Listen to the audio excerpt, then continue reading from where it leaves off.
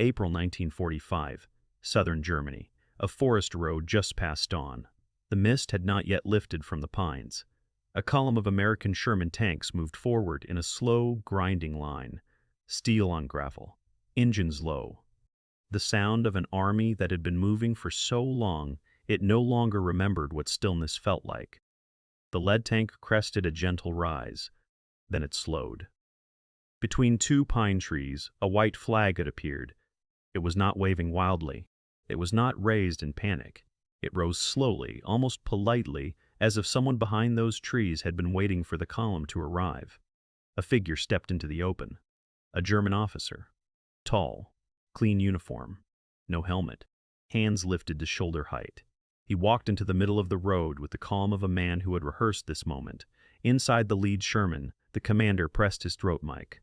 He began to speak the words every soldier on that road wanted to hear. Surrender. Accepting surrender. And then a voice cut across the radio. Sharp. Cold. Unmistakable. Keep driving. The men froze. The flag was still up. The German was still standing in the road. Every rule of war they had ever been taught said stop, but General George S. Patton had just told them to roll through a surrender. Some of the men later said they thought he had finally lost his mind. It would take exactly 4 minutes for them to understand he had just saved their lives. To understand what happened on that forest road, you have to understand the strange, dangerous mood of those final weeks. The war in Europe was dying. Everyone could feel it. Berlin was burning. Hitler was already underground. German units were collapsing by the hour, sometimes by the minute. Entire battalions were walking out of the woods with their hands above their heads, asking only for cigarettes and a road back home. Surrender had become routine, almost casual, and that was exactly the problem. Patton's Third Army had been racing eastward at a pace that frightened even his own staff. Towns fell in hours. Bridges were taken before they could be blown. The maps in the command tent could barely keep up with the spearhead, but somewhere in that triumphant rush, something else was growing. Quieter, more dangerous. Intelligence reports had begun to land on Patton's desk with disturbing regularity. Reports of small American units approaching surrendering Germans and being cut down at point-blank range. Reports of werewolf cells, fanatics who refused to accept defeat.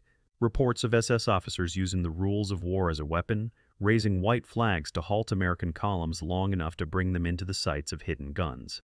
A surrender in the spring of 1945 was no longer always a surrender. Sometimes it was bait. Patton had read every one of those reports. He had read them in the back of his Jeep. He had read them by lamplight. He had read them with the particular stillness of a man who understood that his soldiers, exhausted and homesick, were now in the most dangerous moment of the entire war. The moment when they wanted to believe it was over.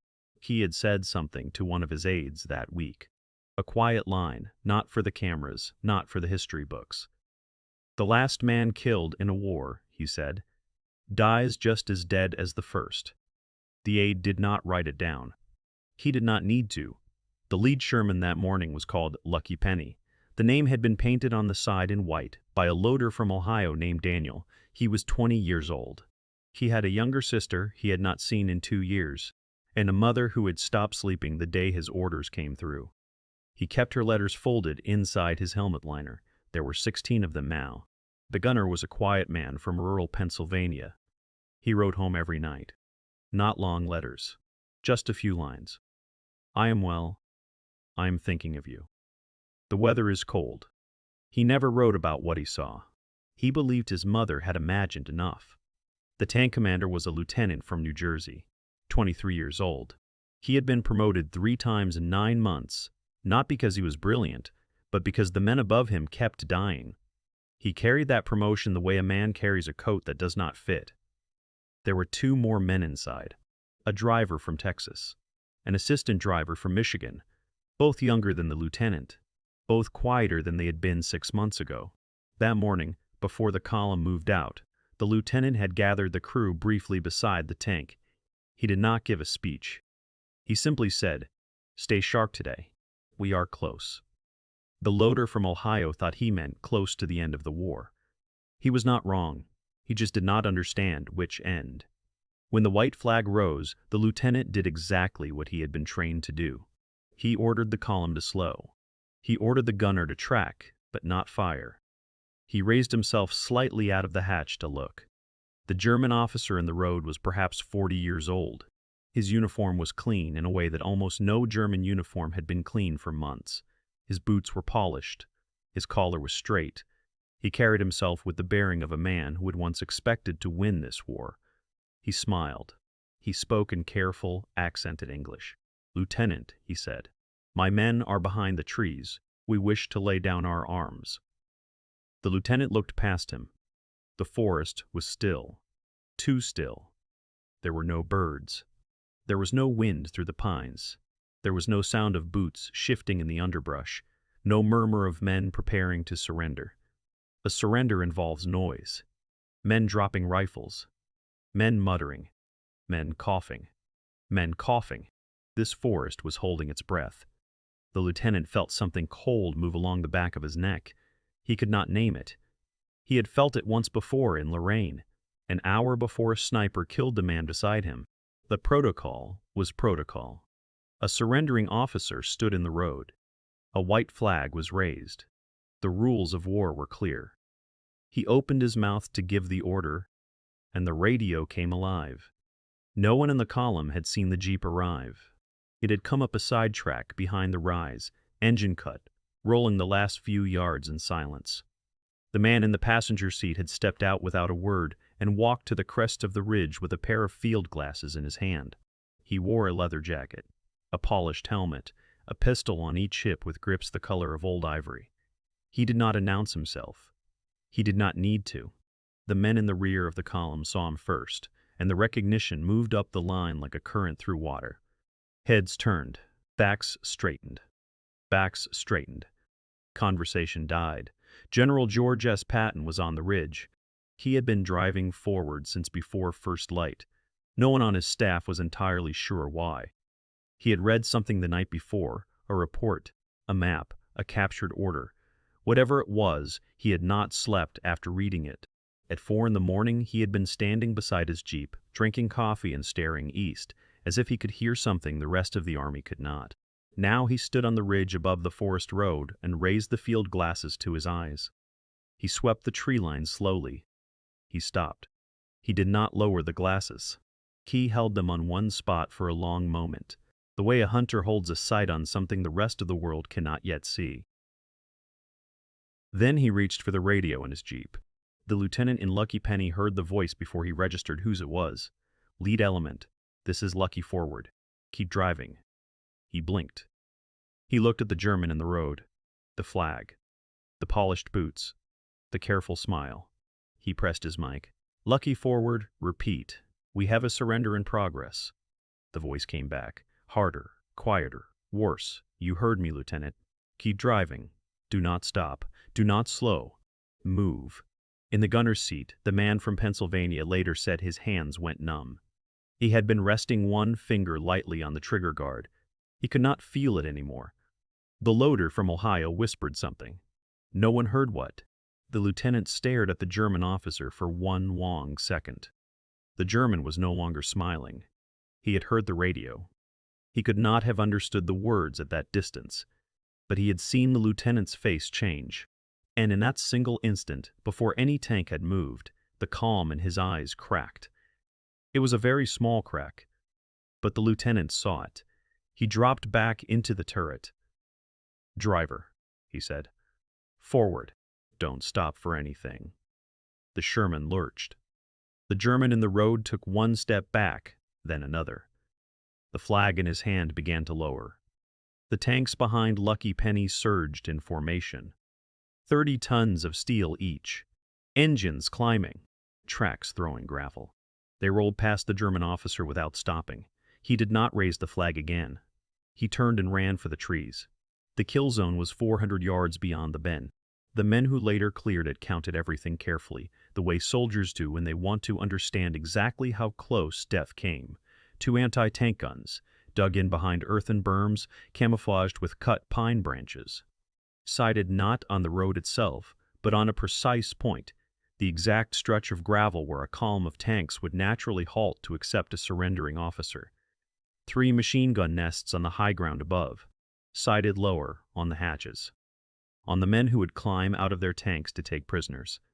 A mortar team further back, with rounds already laid out beside the tube, and in the trees on both sides, perhaps 40 men, not regular Wehrmacht, SS. The patches had been torn from some of the uniforms, but not from all of them. It was a perfect trap. Patient, disciplined, designed by someone who understood Americans, who understood that an exhausted column at the end of a long war would want, more than anything, to believe a man with a white flag. The lead 3 tanks would have been destroyed in the first volley. The infantry climbing out to take the surrender would have been cut down before they touched the ground. The column behind, packed tight on a narrow forest road, would have had nowhere to maneuver. It would not have been a battle. It would have been a slaughter. But the Shermans did not stop. They rolled through the bend at speed, guns already traversing. The first tank crew saw the muzzle of an anti-tank gun before its crew had finished swinging it onto the new angle. The Sherman fired first. The forest exploded into noise. It was over in less than 6 minutes. When the smoke cleared, the only American casualties were 2 men with shrapnel wounds, neither serious. The German officer with the white flag was found behind a tree unhurt. He had not even drawn his sidearm. He was waiting for someone to come and accept him. Patton's jeep arrived 10 minutes later. He stepped down slowly. He did not look at the wreckage. He did not look at the captured men sitting in a row along the edge of the road. He walked, without hurry, to the German officer who had stood in the road with the flag. The German straightened. He began to speak, something about the rules of war, something about prisoner status. Patton let him finish. Then there was a silence on that forest road that the men who were there would remember for the rest of their lives. It was not a loud silence. It was the silence of a general deciding how much of himself to spend on a man like this. When Patton finally spoke, his voice was quiet. "You raised a flag," he said, "that men have died under for 1,000 years. The German said nothing. You used it to bait my boys into a kill zone." The German's eyes moved to the ground. Patton did not raise his voice. He did not move closer. He simply looked at the man for another long moment, and the look itself seemed to take something away from the officer that no court-martial could ever give back. "Take him," Patton said, without turning. 2 MPs stepped forward. That was all. No speech, no threat, no promise of justice. Just a quiet recognition that something sacred had been broken on that road, and that the man who had broken it would carry the weight of it for as long as he lived. The German did not look up as he was led away. When the column finally halted, 2 miles past the ambush site, the lieutenant climbed out of Lucky Penny and sat down on the front slope of his tank. He did not speak. The loader from Ohio climbed out behind him. He tried to light a cigarette. His hands were shaking too badly. He tried again. He gave up and held the unlit cigarette between his fingers for a long time. The gunner from Pennsylvania did not climb out at all. He stayed in his seat with his hand resting on the breech of the main gun. The metal was still warm. He found that comforting in a way he could not have explained. The driver from Texas put his head against the steering yoke and closed his eyes. No one cried. No one spoke. That night in his tent, the lieutenant from New Jersey opened his diary. He held the pen above the page for a long time. Then he closed the diary without writing anything. Some things, he decided, did not belong on paper. The loader from Ohio wrote his 16th letter to his mother that night. He told her the weather had been mild. He told her he had seen a deer in a field. He told her he loved her and that he would be home soon. He did not mention the white flag. He did not mention the forest road. He did not mention the general on the ridge. The story that traveled to the Third Army afterward was a short one. The old man saw something. The old man saved the column. That was all most of the men ever heard. That was all most of the men ever heard. That was all most of the men ever needed to hear. But the truth was heavier than the story. Patton had not saved them with a miracle. He had saved them with something he had spent his entire life building. A way of looking at a battlefield that bordered on something the language of war does not have a word for. He had seen the disturbed earth beyond the trees. He had seen the unnatural stillness of the forest. He had seen the way the officer in the road stood, not like a defeated man, but like a man waiting for a cue. He had seen, in a glance, the shape of a trap that other men would have walked into smiling. And he had carried, in the same glance, the weight of every life in that column. This is the part of command that no one talks about. Not the medals, not the speeches, not the photographs, the quiet, terrible knowledge that every order you give is measured in young men, that every instinct you trust is a bet placed on someone else's life. That being right is not a triumph. It is a debt. Within 7 months, Patton himself would be gone. A car accident on a quiet road in occupied Germany. The war he had been built for would already be over. The instincts that had saved a column in a forest would have no more columns to save. But on that morning, on that forest road, in those 4 minutes between the white flag and a kill zone, he had been exactly the man his soldiers needed him to be. He had seen what they could not see, and he had carried what they could not carry. Years later, a small town in Ohio, a spring afternoon, an old man stood at the edge of a memorial garden, leaning slightly on a cane. His hair was white. His hands were spotted with age. A grandchild stood near him, holding a folded paper poppy. A younger man, a local reporter, had come to ask him about the war. The old man had agreed reluctantly. He did not like to talk about it. He never had. The reporter asked him gently, near the end, if there was one moment from the war he still thought about. The old man was quiet for a long time. He looked at the memorial stones. He looked at the trees behind them, just beginning to bud. He looked at his grandchild, who was watching the wind move through the grass. He did not talk about the white flag. He did not talk about the trap. He did not talk about the trap. He did not talk about the general on the ridge. He said only one sentence. "There was a morning," he said, "when I almost did not come home, and I have tried every day since to be worth the man who made sure I did." He did not say anything else. The reporter did not ask anything else. The wind moved through the trees.